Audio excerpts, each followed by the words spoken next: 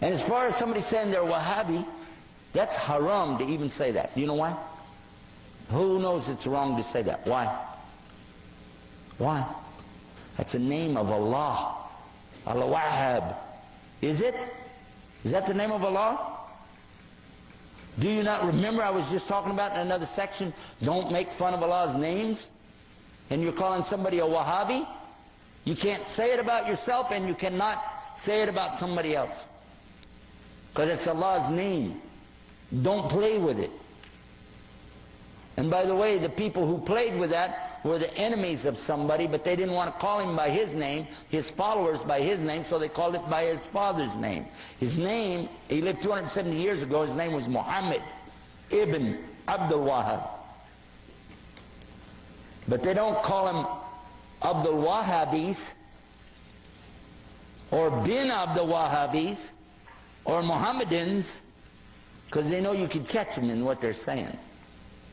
But these were the enemies to this particular scholar and his teachings.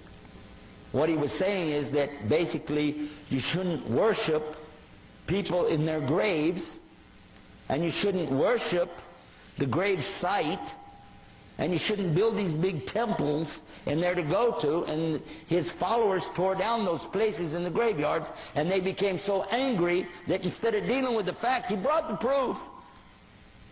But they didn't like it, so they insulted him, and they wrote books against him, because it messed up their Sufi tariqas. Okay? So they did that, and they lied, and they keep on lying until today. But I've read his books. He's got the best book I ever read, translated to English, on Tawheed, and it's called Kitab al-Tawheed. How many of you heard about it? Did you find anything wrong in it? He quoted the book of Allah.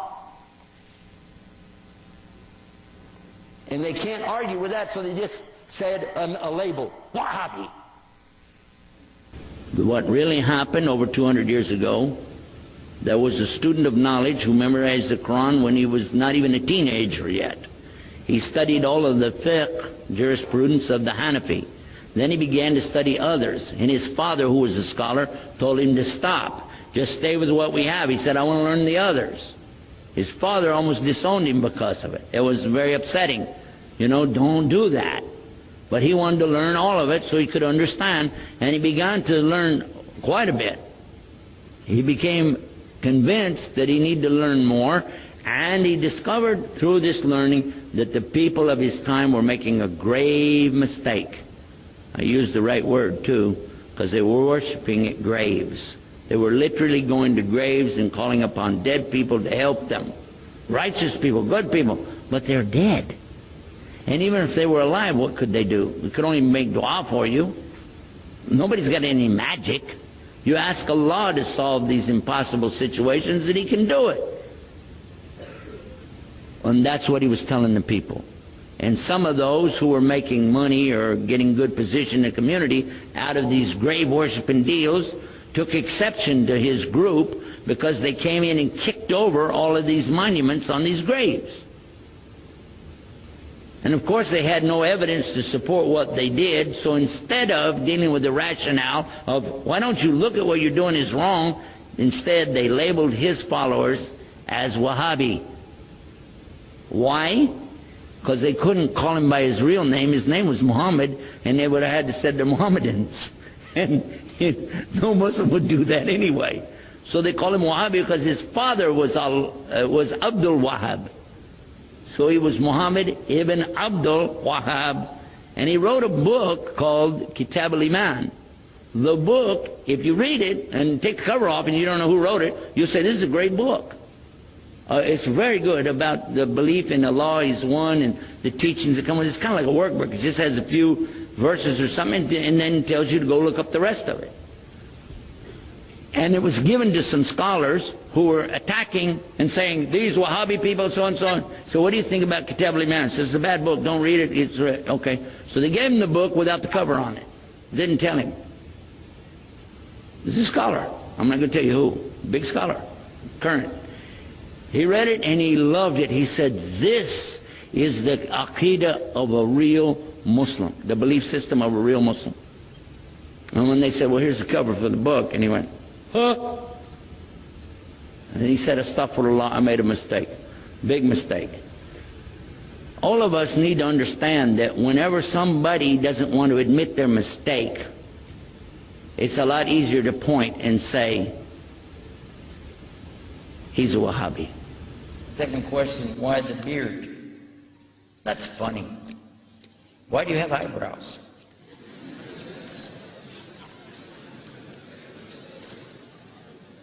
Allah put it there. Are you asking me why I don't shave it off? Why don't you shave off your eyebrows? Why? If you're going to say, well, because everybody does it, well, now that's always a good reason to do something, isn't it? If everybody else does it, that's your excuse. Huh? What do the majority of the people of Melbourne do on Friday night? They don't come to religious lectures, do they? No. The majority of the people in this room are Muslim. The majority of the people that we invited to come, the non-Muslims, saw fit to do something else. And most of them are going to have a hangover tomorrow because of it. Am I right or wrong?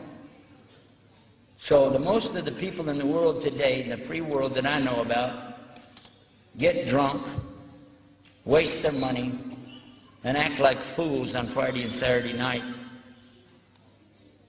So is that an excuse that I can go do it too? Is it? So when you cut your beard off, why'd you do it? Why?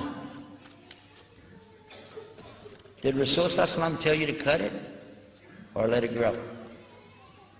Sahih Bukhari, volume, I think it's volume 8, hadith number 798. I think that's where it is. We can find it for you though. Let it grow. Leave it alone. Let it grow out and cut this. That's what it says in the hadith. But a brother comes to me and he says, Imam, please make dua for me. I said, okay. For what? He said, make dua, I can grow my beard. Make dua, I'll grow my beard. I said, I can't do that.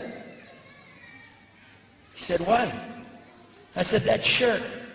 He said, shirk? How is it shirk? Did you make dua for me to grow my beard?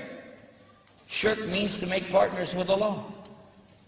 You want me to make partners with Allah? He said, no, I just asked you to make dua that I want to grow my beard. Just make dua, I'll grow my beard. I said, I can't. Because it is Allah who grows your beard, not you. But I will make dua that you quit cutting it off. Alhamdulillah. One brother, he said, yeah, but you know my wife, she said, you know, she really likes me to shave it off and keep it smooth. I said, you got to wonder about a woman who wants her husband to look like another woman.